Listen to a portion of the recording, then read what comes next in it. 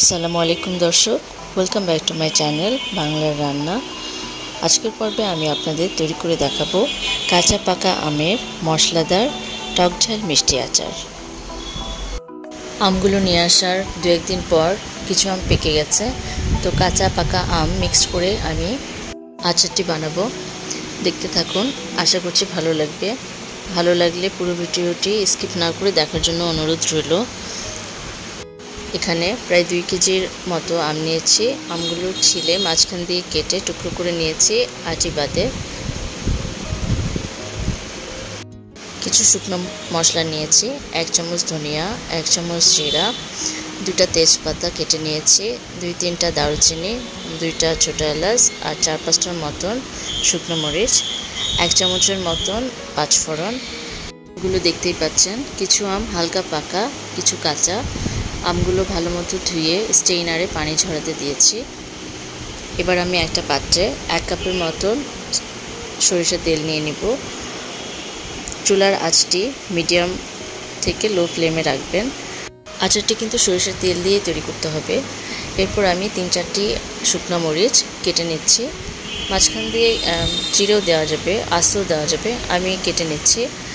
তারপর তেজপাতা দিয়ে দিলাম, গরম মশলা দিয়ে দিচ্ছি।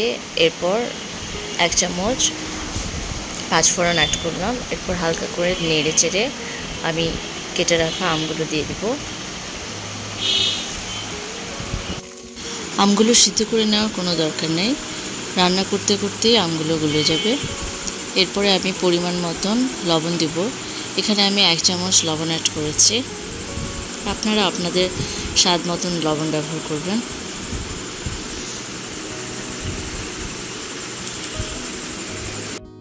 এরপর 1 কাপের মতন চিনি দেব।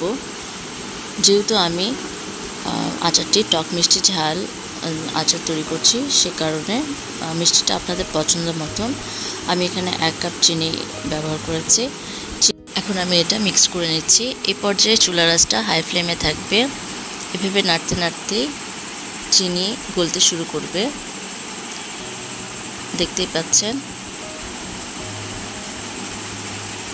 এবার আমি এটা সিদ্ধ হওয়ার জন্য ঢাকনা দিয়ে ঢেকে অপেক্ষা করছি। দেখতে পাচ্ছেন আমটি গলে গেছে। এ পর্যায়ে চুলার আঁচটি মিডিয়াম করে দিয়ে আমি অনবরত নাড়তে থাকবো, নিচে যেন লেগে না যায়।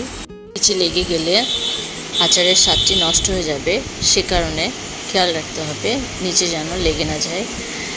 এভাবে নাড়তে নাড়তে শক্ত হয়ে আসবে, পানি শুকিয়ে যাবে এবং শক্ত হয়ে আসবে আমটি। দেখতে পাচ্ছেন আঠালো হয়ে গেছে। আমি আরও কিছুক্ষণ নেড়ে এটার পানিটা শুকিয়ে নিব। অনেকটা হয়ে এসছে প্রায়, দেখুন একদম আমার কমপ্লিট। পানি শুকিয়ে গেছে এবং আমটি আঠালো হয়ে গেছে। এবার আচারের জন্য মশলা তৈরি করে নেব। চুলায় একটি প্যান দিয়েছি, এখানে 1 কাপের মতো সরিষার তেল দিয়ে দিচ্ছি। চুলার আঁচটি এ পর্যায়ে মিডিয়াম থাকবে। এখানে 1 চামচের মতো পাঁচফোড়ন দিয়ে দিলাম। 1/4 কাপের মতো রসুন কুচি দিয়ে দিচ্ছি। 1 চামচের মতো আদা বাটা, আমি এখানে রসুন বাটা ইউজ করিনি যেহেতু রসুন কুচি দিয়েছি। হালকা করে নেড়ে দিলাম যেন নিচে লেগে না যায়। রসুন কুচিটি ব্রাউন কালার হয়ে আসলে এ পর্যায়ে 2 চামচের মতো ভিনেগার অ্যাড করব। ভিনেগারটা ইউজ করলে অনেক দিন আচারটি সংরক্ষণ করা যায়। এরপর আমি 1 চামচ আদা বাটা এবং 1 চামচের মতো হলুদ সরিষা বাটা, সরিষাটা আমি পানি দিয়ে বেটে নিয়েছি, ভেজে নিইনি। ধনে, জিরা এবং কয়েকটা শুকনো মরিচ হালকা করে তেলে গুঁড়ো করে নিয়েছিলাম, সেটা অ্যাড করছি। কয়েকটা আস্ত শুকনো মরিচও দিয়ে দিলাম।